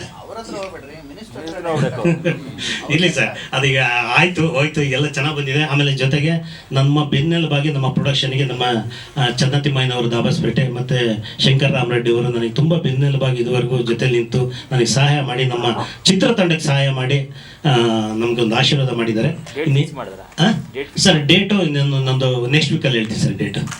ಯಾಕಂದ್ರೆ ಈಗ ನಡೀತಾ ಇದೆ, ಯಾಕಂದ್ರೆ 3-4 ಪಿಕ್ಚರ್ಗಳಿದೆ, ಒಂದೊಂದು ವಾರದಲ್ಲಿ 4-5 ಪಿಕ್ಚರ್ಗಳಿದೆ. ಥಿಯೇಟ್ರ್ ಬಂದಾಗ ಇನ್ನೊಂದು ಸಮಸ್ಯೆ ಶುರು ಆಗುತ್ತೆ ನಿಮಗೆ. ಏನು ಸರ್? 5-6 ಸಿನಿಮಾ ಬರ್ತಾರೆ, ಹೌದು ಸರ್. ಥಿಯೇಟ್ರ್ ಕಮಿಟ್ ಮಾಡ್ತಾರೆ, ಥಿಯೇಟ್ರ್ಗಳು ಕೊಡಲ್ಲ. ಹೌದು ಸರ್. ನೀವು ಅದಕ್ಕೊಂದ್ಸತಿ ಫೈಟ್ ಮಾಡ್ಬೇಕು ತಿರ್ಗಾ, ಆಯ್ತಾ? ಮಾಲ್ಗಳು ಕೊಟ್ರೆ ವೆರಿ ಗ್ಲಾಮರಸ್, ಒಂದು ಕಡೆ ವೆರಿ ಒಂಥರ ಏನಂತಾರೆ ಫೈಟ್ ಮಾಡೋವಂಥ ಲೇಡಿ ಆಗ್ತಾರೆ. ಇದು ಎಲ್ಲವನ್ನು ಕೂಡ ಆಕೆ ಕೂಡ ಸಮರ್ಥವಾಗಿ ಅಭಿನಯಿಸಿದ್ದಾರೆ. ಸುಮಾರು ವಿಷಯಗಳು ನಾನು ಕೆಲವು ಸಲ ಅವಳು ಗೋಳಿಕೊಂಡಿರ್ಬೋದು, ಇನ್ನೊಂದು ಸಲ ಅದು ಮಾಡೋಣ, ಇದು ಮಾಡಿ, ಹಿಂಗೆ ಮಾಡಮ್ಮ, ಹಂಗೆ ಮಾಡಮ್ಮ ಅಂತ. ಯಾಕಂದರೆ ನನ್ನ ತಲೆಯಲ್ಲಿ ಇದ್ದಿದ್ದನ್ನು ಅವಳು ತೋರಿಸಿದ್ರು, ಅದೊಂದು ಖುಷಿ ಆಯಿತು. ಸೊ ಅವ್ರು ಹೇಳ್ದಂಗೆ ನಿರ್ಮಾಪಕರಿಗೆ ಚೆನ್ನಾಗಿ ಬಂತು ಅಂತ ಖುಷಿ ಇಲ್ಲ, ನಮಗೆ ಈ ಚೆನ್ನಾಗಿ ಪರ್ಫಾರ್ಮ್ ಮಾಡಿದ್ರಲ್ಲ ಇದರಲ್ಲಿ ಅದು ತುಂಬ ದೊಡ್ಡ ಖುಷಿ ಕೊಡೋದು. ಏನಂದರೆ ನಾನು ಬರೆಯುವಾಗ ಕಲ್ಪನೆ ಮಾಡಿದ್ದೊಬ್ಬ ನಾಯಕ, ಕಲ್ಪನೆ ಮಾಡಿದ ನಾಯಕಿ ಅಲ್ಲಿದ್ದಾರೆ. ಆಮೇಲೆ ಬಿಡಿ ಎಲ್ಲ ಮಿಕ್ಕವರೆಲ್ಲ ಎಕ್ಸ್ಪರ್ಟ್ಸೇ. ಇವಾಗ ನಾಗೇಂದ್ರ ಬಗ್ಗೆ ಹೇಳ್ಬೇಕಲ್ಲ, ಅವರೆಲ್ಲ ನೀರು ಕುಡ್ದಂಗೆ ಮಾಡ್ಬಿಟ್ಟು ಹೋಗ್ತಾರೆ. ಕೋಟೆ ಪ್ರಭಾಕರ್ ಬಗ್ಗೆ ಮಾಡಿದ್ದಾನೆ, ಮಿಕ್ಕೆಲ್ಲ ಆಡಿಬಿಡ. ಬಟ್ ನನಗೆ ನಾಯಕಿಯರು ನನ್ನ ಮೇಯ್ನು ಟಾರ್ಗೆಟ್. ನಾಯಕರು ಈಗ ಮಾತಾಡಿ ಮುಗೀತು, ಬಟ್ ಎಲ್ಲೋ ಒಂದು ಕಡೆ ಕಾರಣಾಂತರದಿಂದ ನಿರ್ಮಾಪಕರು ಇನ್ನೂ ಅದನ್ನು ರಿಲೀಸ್ ಮಾಡಲ್ಲ, ಸ್ವಲ್ಪ ಸಮಸ್ಯೆಗಳಾಗೈತೆ. ಸೊ ಈ ವೇದಿಕೆ ಮುಖಾಂತರ ಕೇಳೋಕ್ಕೆ ಇಷ್ಟಪಡ್ತೀನಿ, ಯಾಕಂದರೆ ಒಂದು 90 ಭಾಗ ಸಿನಿಮಾ ಮುಗಿಸಿದ್ದೀವಿ. ಅದು ಗೋವಾನಲ್ಲಿ ಎಲ್ಲ ಕಡೆ ಶೂಟ್ ಮಾಡಿರೋಂಥ ಒಂದು ಸಿನಿಮಾ. ಒಂದು ಕಡೆ ಅವ್ರಿಗೂ ಒಂದು ಬೇಜಾರಿದೆ, ನನಗೂ ಒಂದು ಬೇಜಾರಿದೆ. ಸೊ ಅದಕ್ಕೆ ಆ ಟೈಮಲ್ಲಿ ನನಗೆ ಈ ಕತೆ ಹೇಳ್ಬಿಟ್ಟು, ಇಲ್ಲ ಎಲ್ಲೂ ಕುಗ್ಬೇಡಿ ಧರ್ಮ, ಒಂದು ಒಳ್ಳೆ ಸಿನಿಮಾ ಮಾಡೋಣ ನಿಮ್ಮ ಕಾಂಬಿನೇಷನಲ್ಲಿ ಅಂತ ಹೇಳ್ಬಿಟ್ಟು ಒಂದು ನಿರ್ಮಾಪಕರಾಗಿ ಈ ಸಿನಿಮಾನ ಮಾಡಿದ್ದಾರೆ. ಸೊ ಮೊದಲನೇದಾಗಿ ಅವರಿಗೆ ಒಳ್ಳೇದಾಗಲಿ. ಈ ಸಿನಿಮಾ ಮುಖಾಂತರ ಕನ್ನಡ ಚಿತ್ರರಂಗದಲ್ಲಿ ಒಂದು ದೊಡ್ಡ ನಿರ್ಮಾಪಕರಾಗಬೇಕು ಇವರು ಅಂತ ನನಗೊಂದು ಆಸೆ. ಯಾಕಂದರೆ ತುಂಬ ಕಷ್ಟ ನೋಡ್ಕೊಂಡು ಬಂದಿರೋದು. ಆ್ಯಂಡ್ ಅವ್ರು ಅವಾಗಲೇ ಹೇಳ್ದಂಗೆ ಮುನಿಯಾ ಸಿನಿಮಾ ಒಂದು ಹಿಟ್ ಕೊಟ್ಟಾದ್ಮೇಲೆ ಒಂದು ಕೆಲವು ಸಿನಿಮಾಗಳು ಅವ್ರಿಗೂ ಕೈ ಹಿಡಿಲಿಲ್ಲ. ಸೊ ಇದ್ರ ಮುಖಾಂತರ ಮತ್ತೆ ಕನ್ನಡ ಚಿತ್ರರಂಗದಲ್ಲಿ ಒಂದೊಳ್ಳೆ ಹೆಸರು ಬರಲಿ ಅಂತ ಕೇಳ್ಕೊತೀನಿ. ಹಾಗೂ ಪ್ರವೀಣ್ ನಾಯಕ್ ಸರ್ ಜೊತೆ ಕೆಲಸ ಮಾಡಿದ್ದು, ಐ ಥಿಂಕ್ ನಮ್ಮ ತಂದೆಯವರಿಗೆ ನಾನು ಹೇಳಿದ ತಕ್ಷಣ ಪ್ರವೀಣ್ ನಾಯಕ್ ಸರ್ ಸಿನಿಮಾ ಮಾಡ್ತೀನಿ, ಹಿಂಗೆ ಮಾತುಕತೆ ಆಗ್ತಿದೆ ಅಂತ. ಫಸ್ಟ್ ಅವ್ರು ಹೇಳಿದ್ದು ಮಾಡು, ಯಾಕಂದರೆ ಒಂದು ಎಕ್ಸ್ಪೀರಿಯನ್ಸ್ಡ್ ಪರ್ಸನ್ನು, ತುಂಬ ತಿಳುವಳಿಕೆ ಇರೋಂಥ ಒಂದು ಪರ್ಸನ್ನು. ಸೊ ಅಂಥವ್ರ ಜೊತೆ ನೀನು ಕೆಲಸ ಮಾಡಿದ್ರೆ ನಿನಗೂ ಒಂದು ತಿಳ್ಕೊಳೋಕ್ಕೆ, ಒಂದು ಒಳ್ಳೊಳ್ಳೆ ಸಿನಿಮಾ ಮಾಡೋಕ್ಕೆ ಒಂದು ಅವಕಾಶ ಸಿಗುತ್ತೆ. ಯಾಕಂದರೆ ಎಲ್ಲೋ ಒಂದು ಕಡೆ ನನಗೆ ಇವಾಗ ತುಂಬ ಪತ್ರಿಕಾ ಮಿತ್ರರು ಇದ್ದಾರೆ ನನ್ನ ಜೊತೆ, ಯಾವಾಗಲೂ ತುಂಬ ಓಪನ್ ಆಗಿ ಹಾರ್ಟ್ಲಿಯಾಗಿ ಮಾತಾಡ್ತಾರೆ. ವಾಸಿ ಸರ್ ಆಗಿರ್ಬೋದು, ಜಗದೀಶ್ ಸರ್ ಆಗಿರ್ಬೋದು, ಪ್ರತಿಯೊಬ್ಬರೂ. I think Manu sir, Mokshananda sir, everybody, Nagesh sir, I think they all ಯಾಕೆ ಧರ್ಮ ಸರಿಯಾಗಿ ಆಯ್ಕೆಗಳು ಮಾಡ್ತಿಲ್ಲ, ಒಳ್ಳೆ ಸಿನಿಮಾಗಳು ಮಾಡು, ಸ್ವಲ್ಪ ನಿಂಗೆ ಒಂದು ಒಳ್ಳೆ ಟ್ಯಾಲೆಂಟ್ ಇದೆ, ಬಟ್ ಎಲ್ಲೋ ಒಂದು ಕಡೆ ಕುಗ್ತಿದ್ಯಾ, ನಾವೇನೋ ಎಕ್ಸ್ಪೆಕ್ಟ್ ಮಾಡ್ತಾ ಇರ್ತೀವಿ, ಒಂದು ಒಳ್ಳೆ ಸಿನಿಮಾ ಮಾಡ್ತೀಯಾ, ಎಲ್ಲೋ ಒಂದು ಹಿಟ್ ಆಗುತ್ತೆ, ನಿಮ್ಮ ತಂದೆಯವ್ರ ಹೆಸರನ್ನ ಇನ್ನೊಂದು ಸ್ವಲ್ಪ ನೀನು ಚೆನ್ನಾಗಿ ಇದು ಮಾಡ್ತೀಯ ಅಂತ. ಬಟ್ ಎಲ್ಲೋ ಐ ಥಿಂಕ್ ಒಂದು ಕತೆ ಹೇಳೋ ಟೈಮಲ್ಲಿ ಇಲ್ಲ ಸ್ಟಾರ್ಟ್ ಮಾಡಿದಾಗ ಒಂಥರ ಇರುತ್ತೆ, ಆಮೇಲೆ ಪಬ್ಲಿಸಿಟಿ ಇರಲ್ಲ. ಒಂದೊಂದ್ಸಲಿ ಸಿನಿಮಾ ಹಾಗೆ ರಿಲೀಸ್ ಮಾಡ್ತಾರೆ. ಫಾರ್ ಎಕ್ಸಾಂಪಲ್ ನನ್ನ ಸಿನಿಮಾ ರಾನಿ ಅಂತ ಒಂದು ಸಿನಿಮಾ ಹೋದ ವರ್ಷ ರಿಲೀಸ್ ಆದಾಗ ಆ್ಯಕ್ಚುಲಿ ತುಂಬ ಚೆನ್ನಾಗಿ ಬಂದಿತ್ತು ಸಿನಿಮಾ. ನಮ್ಮ ತಂದೆಯವರು ತುಂಬ ವರ್ಷಗಳ ನಂತರ ಆ ಸಿನಿಮಾ ನೋಡಿ ತುಂಬ ಚೆನ್ನಾಗಿ ಮಾಡಿದ್ಯಾ, ತುಂಬ ಒಂದು ಒಳ್ಳೆ ಆ್ಯಕ್ಟಿಂಗ್ ಆಗಿರ್ಬೋದು, ಕತೆ ಆಗಿರ್ಬೋದು, ಬಟ್ ಎಲ್ಲೋ ಒಂದು ಕಡೆ ಜನಕ್ಕೆ ರೀಚ್ ಆಗಲಿಲ್ಲ. ಸೊ ಆ ಟೈಮಲ್ಲಿ ಭಾಳ ಬೇಜಾರಾಯಿತು. ಸೊ ಐ ಥಿಂಕ್ ಅದಕ್ಕೆಲ್ಲ ಒಂದು ಟಕಿಲಾ ಅನ್ನೋ ಒಂದು ಸಿನಿಮಾ ಸರ್ ಜೊತೆ ಮಾಡಿದ್ದು, ಪ್ರವೀಣ್ ನಾಯಕ್ ಸರ್ ಜೊತೆ ಮಾಡಿದ್ದು, ಎಲ್ಲೋ ಒಂದು ಕಡೆ I think I am back on track. ಒಂದು ಮೇಕಿಂಗ್ ವೈಸ್ ಆಗಿರ್ಬೋದು, ಯಾಕಂದರೆ PKS ದಾಸ್ ಸರ್ ಒಂದು ಒಳ್ಳೆ ಸೀನಿಯರ್ ಕ್ಯಾಮ್ರಾಮನ್. ಸೊ ಅವ್ರನ್ನೂ ಅಷ್ಟೇ ಒಂದು ಕೆಲವು ಫ್ರೇಮ್ಗಳಂತೂ ನಮ್ಮ DNA ಬೇಕಾಗಿಲ್ಲ, ಮಾನಿಟರ್ ನೋಡಿದ್ರೆ DNA ಬೇಕಾಗಿಲ್ಲ, ಅಂಥ ಅದ್ಭುತವಾದ ಲೈಟಿಂಗಲ್ಲಿ ನನ್ನ ತೋರಿಸಿದ್ದಾರೆ. ಆಮೇಲೆ ಆ್ಯಕ್ಟಿಂಗ್ ವೈಸ್ ಎಸ್ ನಿಖಿತಾನೂ ಅಷ್ಟೇ. ಸೊ ಐ ಥಿಂಕ್ ಈ ಸಿನಿಮಾ ಮುಖಾಂತರ ಐ ಥಿಂಕ್ ಇನ್ನೊಂದು phase of my life start ಆಗ್ಬೋದು ಅಂತ ನಂಗೆ ಒಂದು ಭರವಸೆ ಇದೆ. ಅದೇ ಥರ ಅವ್ರೂ ಅಷ್ಟೇ ಒಳ್ಳೆ ಪ್ರಮೋಷನ್ ಮಾಡೋಣ, ಸಿನಿಮಾನ ಅದ್ಭುತವಾಗಿ ರಿಲೀಸ್ ಮಾಡೋಣ ಅಂತ ಜಯಣ್ಣ ಅವ್ರ ಹತ್ರ ಎಲ್ಲ ಮಾತಾಡಿದ್ದಾರೆ. ಸೊ ಐ ಥಿಂಕ್ ಮೇ ಎಂಡಲ್ಲಿ ಇಲ್ಲ ಮಿಡ್ಡಲ್ಲಿ ರಿಲೀಸ್ ಮಾಡೋಣ ಅಂತಲೂ ಪ್ಲ್ಯಾನ್ ಇದೆ. ಸೊ ಇದರಲ್ಲಿ ನಿಖಿತಾ ಜೊತೆ ಒಂದು combination. So I think it was very nice working with, wonderful working with. ಯಾಕಂದರೆ ಸರ್ ಹೇಳ್ದಂಗೆ ಒಂದಷ್ಟು ಬೋಲ್ಡ್ ಸೀನ್ಸ್ ಅಂತ ಅಂದಿದೆ, ಬಟ್ ಏನಕ್ಕೆ ಬೇಕು ಅಂದರೆ ಅದು ಒಲ್ಗರಾಗಿ ತೋರಿಸೋದಂತ ಅಲ್ಲ, ಬಟ್ ಕತೆಗೆ ಬೇಕಾಗಿರೋದು ಒಂದು ಸೀನು. ಕೆಲವು ಸೀನ್ಸ್ಗಳು ಅವರೇ ಆ್ಯಕ್ಟ್ ಮಾಡಿ, ಧರ್ಮ ನೀವು ಹಿಂಗೆ ಮಾಡಿದ್ರೆ ಚೆನ್ನಾಗಿರುತ್ತೆ, ಈ ಥರ ತುಂಬ ಬಿಟ್ಬಿಡಿ, ಆ ಚಳಿ ಬಿಟ್ಬಿಡಿ, ಮೈ ಚಳಿ ಬಿಡಿ, ಹಿಂಗೆ ಮಾಡಿದ್ರೆ ಚೆನ್ನಾಗಿರುತ್ತೆ, ಬರೀ ನಿಮ್ದು ಅದೇ ಇಮೇಜ್ನ ಬಿಟ್ಟು ಈ ಥರ ಒಂದು ವರ್ಕ್ ಮಾಡಿದ್ರೆ ಚೆನ್ನಾಗಿರುತ್ತೆ ಅಂತ. ಸೊ ಐ ಥಿಂಕ್ ಈ ಸಿನಿಮಾನಲ್ಲಿ ಅದು she is also been very sportive ಆ ನೆಟ್ಟಲ್ಲಿ. ಆ್ಯಂಡ್ ಒಂದು ಕಾಂಬಿನೇಷನ್ ಚೆನ್ನಾಗಿದೆ ನಮ್ಮಿಬ್ಬರದು. ಆಮೇಲೆ ಸರ್ ಹೇಳ್ದಂಗೆ ಅತಿ ಹೆಚ್ಚು ಏನಾದರೂ ಆದರೆ ಲೈಫಲ್ಲಿ ಲೈಕ್ ಇವಾಗ I am a business man, ಸಿನಿಮಾನಲ್ಲಿ ಒಬ್ಬ ಒಳ್ಳೆ ಬಿಸ್ನೆಸ್ ಮ್ಯಾನು ಸಿಕ್ಕಾಪಟ್ಟೆ ದುಡ್ಡು ಮಾಡಿ ಜೀವನದಲ್ಲಿ ಏನೇನು ಆಗ್ಬೋದು, ಅನಾಹುತಗಳು ಆಗಬಹುದು if you are not careful in life. ಮತ್ತು ಯಾವುದೋ ಒಂದು ಚಟಕ್ಕೆ ಇಲ್ಲ ಏನೋ ಒಂದು ಇದಕ್ಕೆ ಒಂದು ದುಡ್ಡು ಅಂತ ಮಾಡಿದಾಗ ಏನೇನು ಒಂದು ಆಗ್ಬೋದು if you not careful in life ಅನ್ನೋದು ಒಂದು ಚಿಕ್ಕ ಒಳ್ಳೆ ಬ್ಯೂಟಿಫುಲ್ ಮೆಸೇಜ್ ಇದೆ ಸಿನಿಮಾನಲ್ಲಿ. ಐ ಥಿಂಕ್ ಸರ್ ಹೇಳ್ದಂಗೆ ಸುಮ್ಮನೆ ಹೊಡಿ ಬಡಿ ಇಲ್ಲ ಒಂದು ಕಮರ್ಷಿಯಲ್ ಸಾಂಗ್ಸ್ ಈ ಥರ ಇದೆ, ಒಂದು ಒಳ್ಳೆ ಮೆಸೇಜ್ ಓರಿಯೆಂಟೆಡ್ ಸಬ್ಜೆಕ್ಟ್ ಅಂತಲೇ ಹೇಳ್ಬೋದು ಈ ಸಿನಿಮಾ. ಆಮೇಲೆ Renu sir music, I think Tequila title song ಆಗಿರ್ಬೋದು, ಆಮೇಲೆ ನಂದು ನಿಖಿತಾ ಒಂದು ಕಾಂಬಿನೇಷನ್ ಲವ್ ಸಾಂಗ್ ಆಗಿರ್ಬೋದು, ಶರಣ್ ಸರ್ ಆಡೋದು ಒಂದು ಸಾಂಗ್. ಸೊ ಐ ಥಿಂಕ್ ಪ್ರತಿಯೊಂದನ್ನು ತುಂಬ ಸೂಕ್ಷ್ಮವಾಗಿ ಇಲ್ಲ ಒಂದು ಚೆನ್ನಾಗಿ ಮಾಡೋಣ ಮ್ಯೂಸಿಕಲಿ, ಯಾಕಂದರೆ ಮ್ಯೂಸಿಕಲಿ ಒಂದು ಇನ್ವಿಟೇಷನ್ ಸಿನಿಮಾಗೆ ಚೆನ್ನಾಗಿ ಬರೋದಕ್ಕೆ ಒಂದು ಇನ್ವಿಟೇಷನ್. ಸೊ ಐ ಥಿಂಕ್ ಅವರು ಒಂದು ತುಂಬ ಎಫರ್ಟ್ ಹಾಕಿದ್ದಾರೆ ಈ ಸಿನಿಮಾಗೆ. ಆ್ಯಂಡ್ ನಾಗೇಂದ್ರ ಅರಸ್ ಅವರು ಐ ಥಿಂಕ್ ಅವರ ಒಂದು ಜರ್ನಿ ನವಗ್ರಹದಿಂದ ಶುರು ಆಗಿದ್ದು. ಸೊ ಇವತ್ತು ಅವ್ರ ಜೊತೆ ಆ್ಯಕ್ಟ್ ಮಾಡಿದ್ದು ಒಂದು ತುಂಬ ಖುಷಿ ಕೊಟ್ಟಂಥ ಒಂದು ವಿಷಯ. ಆ್ಯಂಡ್ ಒಂದು ಸಿನಿಮಾನಲ್ಲಿ ಯಾವುದು ಫ್ರೆಂಡು, ಬಟ್ ಅಲ್ಲಿ ಒಂದು ತಿರುವು ತೊಗೊಳುತ್ತೆ. ಸೊ ಸೆಕೆಂಡ್ ಹಾಫಲ್ಲಿ ಕ್ಲೈಮ್ಯಾಕ್ಸಲ್ಲಿ ಅದು ರೀಲ್ ಮಾಡೋಂಗಿಲ್ಲ. ಸೊ ಇದರಲ್ಲಿ ನನಗೊಂದು 2 ಶೇಡ್ ಅಂತಲೇ ಹೇಳ್ಬೋದು ಸಿನಿಮಾದಲ್ಲಿ. ಒಂದು ತುಂಬ ಆರಾಮಾಗೆ ಜೀವನ ನಡೆಸೋಂಥ ಹುಡುಗ, ಏನೇನಾಗುತ್ತೆ ಅವ್ನ ಲೈಫಲ್ಲಿ ಹೆಂಗೆ ಎಷ್ಟು ಚೆನ್ನಾಗಿರ್ತಾನೆ, ಬಟ್ ಯಾರು ಊಹೆ ಮಾಡದೇ ಇರೋಕ್ಕಾಗದಷ್ಟು ಒಂದು ಸಡನ್ನಾಗಿ ಒಂದು ಇನ್ಸಿಡೆಂಟ್ ಆದಾಗ ಏನೇನಾಗುತ್ತೆ ಅವ್ನ ಲೈಫಲ್ಲಿ. I think that is Praveen Nag sir ಅವ್ರು ತೋರಿಸಿದ ರೀತಿ ತುಂಬ ಚೆನ್ನಾಗಿದೆ. ಎಸ್ಪೆಷಲಿ ಕ್ಲೈಮ್ಯಾಕ್ಸಲ್ಲಿ ಎಲ್ಲೋ ಒಂದು ಕಡೆ ನಮ್ಮ ತಂದೆಯವ್ರದ್ದು ಚಿತ್ರಲೇಖ ಸಿನಿಮಾ ನನಗೆ ಸ್ಫೂರ್ತಿಯಾಗಿದೆ. ಯಾಕಂದರೆ ನಾನು ಶೂಟ್ ಮಾಡುವಾಗ ಸರ್ ಹೇಳ್ತಾಯಿದ್ರು, ನಾಗಚಂದ್ರ ಸರ್ ಹೇಳ್ತಾಯಿದ್ರು, ನಿಮ್ಮ ತಂದೆಯವ್ರ ಸಿನಿಮಾ ಆ್ಯಕ್ಟ್ ಮಾಡ್ಕೊಳ್ಳಿ, ಅವ್ರ ಆ್ಯಕ್ಟಿಂಗು ಇದು ಆ ಪರ್ಫಾರ್ಮೆನ್ಸು ಆ ಕ್ಲೈಮ್ಯಾಕ್ಸಲ್ಲಿ ಅವರು ನಮ್ಮ ತಂದೆಯವ್ರು ಮಾಡ್ತಾರೆ ಮಂದಾಕಿನಿ ಅಂತ ಅವ್ರು ಬಂದಾಗ ಎಷ್ಟು ಚೆನ್ನಾಗಿರ್ತೈತೆ ಆ ಸ್ಕ್ರೀನಲ್ಲಿ ನೋಡೋಕ್ಕೆ. ಅದನ್ನೆಲ್ಲ ಸ್ವಲ್ಪ ನೆನ್ಸ್ಕೊಂಡಿದ್ದಾರಮ್ಮ, ಲೈಕ್ ಹೌ ಅವ್ರು ಪರ್ಫಾರ್ಮ್ ಮಾಡಿದ್ದು. I think that will help you, ಈ ಸಿನಿಮಾ ನಿನಗೆ ತುಂಬ ಹೆಲ್ಪ್ ಆಗುತ್ತೆ ಅಂತ. ಬಟ್ ಹೌದು, ಅದನ್ನೆಲ್ಲ ಒಂದು ಸ್ವಲ್ಪ ಹೋಮ್ವರ್ಕ್ ಮಾಡಿ ಆ ಕ್ಲೈಮ್ಯಾಕ್ಸ್ ಎಲ್ಲ ಶೂಟ್ ಮಾಡಿದಾಗ ಐ ಥಿಂಕ್ ತುಂಬ ಚೆನ್ನಾಗಿತ್ತು ಔಟ್ಪುಟ್ಟು. ಆ್ಯಂಡ್ ಡಬ್ಬಿಂಗ್ ಮಾಡೋಗ್ಲೂ ನೋಡಿದೆ ಸಿನಿಮಾ. ಸೊ ಎಲ್ಲ ಒಳ್ಳೇದಾಗಲಿ. I mean I am really happy to work with this wonderful team. ಹಾಗೂ ನಿರ್ಮಾಪಕರು, ಸಹ ನಿರ್ಮಾಪಕರು Shankar sir, thank you sir, thank you so much ನಿಮ್ಮ ಸಪೋರ್ಟ್ ಮಾಡ್ತಾ ಇರೋದಕ್ಕೆ. ಯಾಕಂದರೆ ನಾಗಚಂದ್ರ ಸರ್ ಹೇಳ್ದಂಗೆ ಒಂದು ಕರೆಕ್ಟ್ ಟೈಮಿಗೆ ನೀವೊಂದು ಬಂದು ನಮಗೆ ಒಂದು ಸಪೋರ್ಟ್ ಮಾಡ್ತಾಯಿರ. And thank you so much. And ಹಾಗೆ ನಮ್ಮ ಸುನೀಲು, ಐ ಥಿಂಕ್ ಇದ್ರ ಮುಂಚೆ ಸರ್ ಜೊತೆ ನಾಗಚಂದ್ರ ಸರ್ ಜೊತೆ ಸಿನಿಮಾ ಮಾಡಿದರು. So good working with him. So thank you so much. And Tequila cinema ರಾಜ್ಯಾದ್ಯಂತ ತೆರೆ ಕಾಣ್ತಿದೆ ಅತಿ ಶೀಘ್ರದಲ್ಲಿ. So I need all your wishes, blessings, prayers.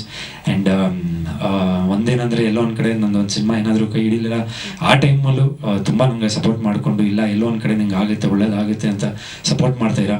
So ಇನ್ಮೇಲಿಂದ ಖಂಡಿತವಾಗ್ಲೂ ತುಂಬ ಸೂಕ್ಷ್ಮವಾಗಿ ಒಂದು ಸಿನಿಮಾನ ಚೂಸ್ ಮಾಡ್ತೀನಿ. ಆ್ಯಂಡ್ ಅದೇ ಮಾಡ್ತಾ ಇರೋದು, ಸ್ವಲ್ಪ ಸ್ಲೋ ಮಾಡಿದ್ದೀನಿ ಇವಾಗ, ಪರ್ಟಿಕ್ಯುಲರ್ಲಿ ಕಥೆಯಲ್ಲಾಗಿರ್ಬೋದು ಆ್ಯಂಡ್ ಪ್ರತಿಯೊಂದು ಮೇಕಿಂಗಲ್ಲಾಗಿರ್ಬೋದು. ಐ ಥಿಂಕ್ ತುಂಬ ಒಂದು ಪ್ಲ್ಯಾನ್ ಮಾಡಿ ಸಿನಿಮಾಗಳು ಮಾಡ್ತಾ ಇನ್ನು ಮುಂದೆ.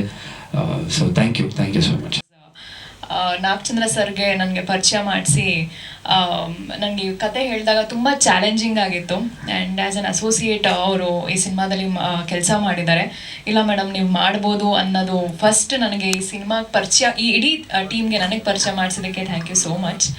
ಆ್ಯಂಡ್ ಈ ಕತೆ ಹೇಳಬೇಕಾದ್ರೆ ಸರ್ ಹೇಳ್ದಂಗೆ ಹಲವಾರು ಶೇಡ್ಸ್ ಇದೆ ಈ ಒಂದು ಪಾತ್ರಕ್ಕೆ. ಅವ್ರು ಹೇಳಿದ್ರು ಈ ಥರ ತುಂಬ ಚಾಲೆಂಜಿಂಗ್ ಆಗಿರುತ್ತೆ, ನಿನಗೆ ಮಾಡೋಕ್ಕಾಗತ್ತಾ ಅಂತ. 2 days ಟೈಮ್ ತೊಗೊಂಡು ಮತ್ತೆ ಸೆಕೆಂಡ್ ಮೀಟಿಂಗ್ ಬಂದು ಹೀಗಿರುತ್ತೆ ಅಂತ ಇನ್ ಡೀಟೇಲಾಗಿ ಎಕ್ಸ್ಪ್ಲೇನ್ ಮಾಡಿದ್ರು. ಅವತ್ತಿಂದ ಜರ್ನಿ ಶುರುವಾಗಿದ್ದು. ಐ ಥಿಂಕ್ ಅವ್ರು ಹೇಳಿದಾಗೆ I have tried my very best ಈ ಒಂದು ಪಾತ್ರ ನಿಭಾಯಿಸೋಕ್ಕೆ. And yes, and thank you so much. ಯಾಕಂದರೆ ಎಷ್ಟೊಂದು ದಿವಸ ಆಗಿತ್ತು ನಾವು ಈ ಸಿನಿಮಾ ಗ್ಯಾಪ್ ಆಗಿ. ಅವ್ರು ಹೇಳಿದ್ರು ಇಷ್ಟೊಂದು ಕಷ್ಟ ಇತ್ತು ಅಂತ. ಎಷ್ಟೋ ವಿಷಯ ಆ್ಯಕ್ಚುಲಿ ನಮಗೆ ಗೊತ್ತಿರಲಿಲ್ಲ. ಈಗ ಒಬ್ಬರು ಆರ್ಟಿಸ್ಟ್ ಯಾರೋ ಇದಾಗಿದ್ದು, ಸೊ ಈ ಒಂದು ಬ್ಯಾಕ್ಗ್ರೌಂಡ್ ವರ್ಕ್ನ ಗೊತ್ತಿಲ್ಲದೇ ನಮ್ಮ ಪ್ರೊಡ್ಯೂಸರ್ ನಿಭಾಯಿಸಿದ್ದಾರೆ. ಆ್ಯಂಡ್ ವರ್ಕಿಂಗ್ ವಿತ್ ಧರ್ಮ ಸರ್ ಅಂದರೆ ಇದೊಂದು ವೆರಿ ಪೊಲೈಟ್ ಮನುಷ್ಯ ಅವರು. ಸಿನಿಮಾದಲ್ಲಿ ಕೆಲವೊಂದು ಅವ್ರು ಹೇಳ್ದಾಗೆ ಆ ಒಂದು ಅರ್ಜ್ ಇರೋವಂಥ ಒಂದು ಸೀನ್ ಇರ್ಬೋದು, ಅದೆಲ್ಲನೂ ತುಂಬ ಅಂದರೆ ಬಿಕಾಸ್ ಒಬ್ಬರು ಕೋ ಆರ್ಟಿಸ್ಟ್ಗೆ ಆ ಕಂಫರ್ಟ್ ಝೋನ್ ಬರಬೇಕು. ಇಲ್ಲ ಅಂತಂದರೆ ನಮಗೂ ಇದೊಂದು ಹೊಸ ಪಾತ್ರ ನಾನು ಶುರು ಮಾಡಿದಾಗ ಆ ಒಂದು ಕಂಫರ್ಟ್ನೆಸ್ ಅವ್ರು ನನಗೆ ಕೊಟ್ಟು ಇಡೀ. ಆಮೇಲೆ ಸರ್ ಕೂಡ ತುಂಬ ನೀಟಾಗಿ ಎಕ್ಸ್ಪ್ಲೈನ್ ಮಾಡಿದ್ರು, ಇದು ಹಿಂಗೆ ಕಾಣಿಸಲ್ಲ. ಯಾಕಂದರೆ ಆ್ಯಸ್ ಅನ್ ಆರ್ಟಿಸ್ಟ್ ನಾನು ಬೆಳೆಯೋಳು, ಈ ಒಂದು ಪಾತ್ರ ಇದು ಹಿಂಗೆ ಮಾಡಿಬಿಟ್ರೆ ಹೇಗೆ ಅನಿಸುತ್ತೋ, ಮುಂದೆ ಜನ ಹೇಗೆ ನೋಡ್ತಾರೋ. ಯಾಕಂದರೆ ನಾಳೆ ಬಂದು ನನ್ನ ತಂದೆ ತಾಯಿ ಸಿನಿಮಾ ನೋಡಬೇಕಾಗತ್ತೆ, ಮಗಳು ಇಂಥ ರೋಲ್ ಮಾಡಿಬಿಡ್ಲಾ ಅಂತ ಅನ್ನಿಸ್ಬಾರ್ದು. ಸೊ ಆವಾಗ ಸರ್ ನನಗೆ ಇನ್ ಡೀಟೇಲ್ ಆಗಿ, to be very frank, Dharma ಅವರು ಆ ಎಷ್ಟೋ ಸೀನ್ನ ಆ್ಯಕ್ಟ್ ಮಾಡಿ ತೋರಿಸಿದ್ದಾರೆ. Thank you sir. ಯಾಕಂದರೆ ಇವಾಗಿನ ಜನ್ರೇಷನ್ ನಾವು ನೋಡಿದಾಗ ಎಲ್ಲರೂ ಒಂದು ಮೋಲ್ಡ್ ಆಗಿರೋ ಒಂದು ಆರ್ಟಿಸ್ಟ್ನ ಹುಡ್ಕಕ್ಕೆ ಹೋಗ್ತಾರೆ. ಬಟ್ ಯಾರು ಹೇಗೆ ಇರಲಿ ಸರ್, ಇನ್ಕ್ಲೂಡಿಂಗ್ ಅವ್ರು ನಾಗೇಂದ್ರ ಸರ್ ಹೇಳ್ದಾಗೆ ಪ್ರತಿಯೊಂದು ಸೀನು ಅವ್ರು ಎಕ್ಸ್ಪ್ಲೈನ್ ಮಾಡಿ ಹೀಗೆ ಬೇಕು ಅಂತ ಹೇಳಿದ್ರು. ಅದು ನನಗೆ ಒಂದು ಇಡೀ ಈ ಒಂದು ಅಂದರೆ ಯಾಕಂದರೆ ಎಲ್ಲರೂ ಸೀನಿಯರ್ಸೇ ಇರೋದು ಈ ಟೀಮಲ್ಲಿ, ನಾನು ಒಬ್ಬಳೇ ಹೊಸಬ್ಳು. ನನಗೆ ಭಯ ಇತ್ತು ಸ್ಟಾರ್ಟಿಂಗಲ್ಲಿ, ಎಲ್ಲ ಯಾಕಂದರೆ ಹಳೆಯದಾಗ ಕೇಳ್ತೀನಿ, ಎಲ್ಲೋ ಡೈರೆಕ್ಟರ್ಸ್ ಬೈದು ಬಿಡ್ತಾರೆ ಎಲ್ಲರ ಮುಂದೆ, ಹಿಂಗೆ ಅಂದ್ಬಿಡ್ತಾರೆ ಹಂಗೆ ಅಂದ್ಬಿಡ್ತಾರೆ ಅಂತ. ಬಟ್ ನಿಜವಾಗ್ಲೂ ಹೇಳ್ತೀನಿ, ಆ ಥರದ್ದು ಒಂದು ಅನ್ಕಂಫರ್ಟಬಲ್ ಫೀಲ್ ಆಗಲಿಲ್ಲ ಇಡೀ ಶೂಟಿಂಗ್ ಟೈಮಲ್ಲಿ. ಆಮೇಲೆ ಸಾಂಗ್ಸ್ ಬಗ್ಗೆ ಹೇಳಬೇಕಂದ್ರೆ ರೇಣು ಸರ್ಗೆ ಥ್ಯಾಂಕ್ ಯು.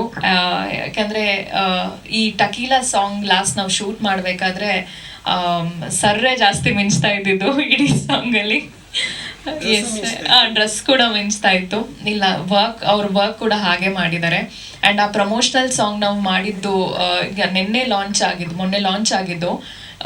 ಏನಂತ ಆಲ್ರೆಡಿ ನನಗೆ ಇಷ್ಟು ಬರೋಷ್ಟೊತ್ತಲ್ಲಿ ಸಾಂಗ್ ಏನು ಎಲ್ಲಿ ನೀವು ಬರೀ ನಾವು ಸೋಷಿಯಲ್ ಮೀಡಿಯಾಸಲ್ಲಿ ನಮ್ಮ A2 ಇದರಲ್ಲಿ ಪಬ್ಲಿಸಿಟಿ ಮಾಡ್ಕೊಂಡು ಹೋಗಿತ್ತು sir. Already more than 1.5 lakhs cross ಆಗಿದೆ. ಆ್ಯಂಡ್ ವೆರಿ ಆರ್ಗ್ಯಾನಿಕ್ಲಿ, ಎಲ್ಲೂ ಯಾರು ಬೂಸ್ಟ್ ಮಾಡಿ ಅಥವಾ ಏನೂ ಆ ಥರ ಆಗಿಲ್ಲ. ಈ ಥರ ಒಂದು ಜೆನ್ಯೂನ್ ಆಗಿ ಬಂದಾಗ ನಮಗೆ ಸೋಷಿಯಲ್ ಮೀಡಿಯಾದಲ್ಲಿ ಎಲ್ಲ ಕಮೆಂಟ್ಸ್ಗಳು ಆಲ್ರೆಡಿ ಶುರು ಆಗ್ತಾ ಇದೆ ಈ ಸಾಂಗ್ ಬಗ್ಗೆ. ಆ್ಯಂಡ್ ಈ ಟೀಮ್ ಆಲ್ರೆಡಿ ಯಾವಾಗ ರಿಲೀಸು ಎಲ್ಲರೂ ಇದೇ ಥರ ಮಾತು ಕೇಳ್ತಿದ್ದಾರೆ. And thank you. ನನಗೆ ತುಂಬಾ ಬ್ಲೆಸ್ಡ್ ಅನಿಸುತ್ತೆ ಬಿಕಾಸ್ ಈ ಒಂದು ಟೀಮ್ ಸಿಗೋದಕ್ಕೆ. ಈ ಥರ ಒಂದು ಟೆಕ್ನಿಷಿಯನ್ಸ್ ಆಗಲಿ ಎಲ್ಲ ಸೀನಿಯರ್ ಅವ್ರ ಜೊತೆ ನನಗೆ ಆ್ಯಕ್ಟ್ ಮಾಡೋದಕ್ಕೆ ಅವಕಾಶ ಕೊಟ್ಟಿದ್ದಕ್ಕೆ ಇಡೀ ನನ್ನ ಟೀಮ್ಗೆ ಥ್ಯಾಂಕ್ ಯು. ಎಸ್, ನಾವು ನೆಕ್ಸ್ಟ್ ಮಂತ್ ಮಿಡ್ ವೀಕ್ ಅವ್ರ ಎಂಡಲ್ಲಿ ಬರ್ತಾ ಇದ್ದೀವಿ. ನಿಮ್ಮ ಸಪೋರ್ಟ್ ಹೀಗೆ ಇರಲಿ ಅಂತ ಕೇಳ್ಕೊಳ್ತೀನಿ. ಬೇಜಾರಾಗುತ್ತೆ ನನಗೆ. ಎಲ್ಲ ಇಂಟ್ರೆಸ್ಟಿಂಗ್ ಚೆನ್ನಾಗಿರುತ್ತೆ, ಒಂದು 0.5% ಜಾಸ್ತಿ. ಬಟ್ ನಾನು ಇನ್ನೂ ಹೆಂಗಾಗಿದ್ದೀನಿ ಅಂತ ನನ್ನ ಹೆಂಡತಿ ಮುಂದೆ ಏನೇನು ಪಾಪ ಪ್ಲ್ಯಾನ್ ಮಾಡ್ತೀನಿ, ಸೀನಿಯರು ಅಂದ್ಬಿಟ್ಟು ನಮ್ಮನ್ನು ಡೌನ್ ಮಾಡಿದ್ದಾರೆ. ಏನ್ಯಾವ ಈಗ ಎಲ್ಲ ಬಂದಿರೋ ಎಲ್ಲರಿಗೂ, ವಿಶೇಷವಾಗಿ ಪತ್ರಿಕಾ ಪ್ರತಿನಿಧಿಗಳು, ಮಾಧ್ಯಮದವರು, ಯಾಕಂದರೆ ಅವರು ಎಲ್ಲರಿಗೂ ನಾನು ಕೆಲಸ ಮಾಡೋಕೆ ಗೊತ್ತು. Time is very very important. ತುಂಬ ಅದಕ್ಕೆ ಮಹತ್ವ ಇದೆ, ಬೆಲೆ ಇದೆ. ಏನೋ ಒಂದು ಮಾಡಬೇಕಾಗಿರುತ್ತೆ, ಏನೋ ಕೆಲಸಗಳು ಬಾಕಿ ಇರುತ್ತೆ. ಓಡ್ತಾ ಇದ್ದೆ ನಾನು ರೂಪತರ ಸ್ಟಾಫ್ ಆದಾಗ 20 ಆರ್ಟಿಕಲ್ ಬರ್ಕೊಡ್ಬೇಕು ನೀನು ಅಂತ ಕೂತ್ಬಿಟ್ರು. 20 ಒಂದು ಅರುಂಧತಿ ನಾಗವನ್ನು ನೋಡೋಕ್ಕಿಲ್ಲ, ಕಂಟ್ರಿ ಕ್ಲಬ್ಗೆ ಹೋಗ್ಬೇಕು. ಇಲ್ಲೂ ಆ ಗಡಿಬಿಡಿಗಳಲ್ಲಿ ಇಷ್ಟೆಲ್ಲ ವ್ಯವಧಾನದಿಂದ ಸಮಾಧಾನದಿಂದ ಎಲ್ಲ ಟೈಮ್ ಮಾಡ್ಕೊಂಡು ಬಂದಿದ್ದೀರ. ಆಮೇಲೆ ನನ್ನ ವೃತ್ತಿ ಇದ್ದಿದ್ದು ಬರೆಯೋದಿತ್ತು, ಆದರೆ ಅದಕ್ಕಿಂತ ಹೆಚ್ಚಾಗಿ ಇಲ್ಲಿ 3 ಜನ ಕೂತಿದ್ದಾರೆ ನಮ್ಮ ಛಾಯಾಚಿತ್ರರು. ಇದನ್ನೇ ನಾನು ಭಾಳ ನೆಚ್ಚಿಕೊಂಡು, ಭಾಳ ಪ್ರೀತಿಯಿಂದ, ಭಾಳ ಇಷ್ಟಪಟ್ಟು ಮಾಡಿದ್ದು. ಸ್ಟಾರ್ಡಸ್ಟ್ವರೆಗೂ ಹೋಗ್ಬಿಟ್ಟೆ, ಟೈಮ್ಸ್ ಆಫ್ ಇಂಡಿಯಾಗೂ ವರ್ಕ್ ಮಾಡೋವರೆಗೂ ನನಗೆ ಈ ಕನ್ನಡ ಇದು ಕರ್ಕೊಂಡೋಯ್ತು. ಸೊ ನಿಮ್ಮ ಛಾಯಾಗ್ರಾಹಕರಿಗೂ ನನ್ನ ವಿಶೇಷವಾದ ನಮಸ್ಕಾರಗಳು. ನಾಗೇಶ್ ಕುಮಾರ್ ಅಂತೂ ಪಾಪ ಅವರ ಮನೆಯಲ್ಲಿ ಬೇರೆ ಬೇರೆ ಕಷ್ಟಗಳಿದ್ದಾವೆ, ಬೇರೆ ಬೇರೆ ತೊಂದರೆಗಳಿದ್ದಾರೆ. ಆದರೂ ಇಲ್ಲ ಬರ್ತೀನಿ ಅಂತ ಬಂದಿದ್ದಾರೆ. ಯಾಕಂದರೆ ಆ ಕಷ್ಟಗಳು ನನಗೆ ಗೊತ್ತು ಏನು ಅಂತ, ಅದನ್ನೆಲ್ಲ ನಿಭಾಯಿಸ್ಕೊಂಡು ಬಂದಿದ್ದಾರೆ. ಸೊ ಎಲ್ಲರಿಗೂ ನಿಮ್ಮ ಸಮಯ ಕೊಟ್ಟಿದ್ದಕ್ಕೆ ಹಾಗೂ ನಮ್ಮ ಜೊತೆ ಕೂತ್ಕೊಂಡು ಇಷ್ಟೊತ್ತು ಎಲ್ಲ ವಿಷಯಗಳನ್ನ ಹಂಚ್ಕೊಂಡಿದ್ದೀವಿ. ಥ್ಯಾಂಕ್ ಯು, ಹೊಸದೊಂದು ಸಿಕ್ತು.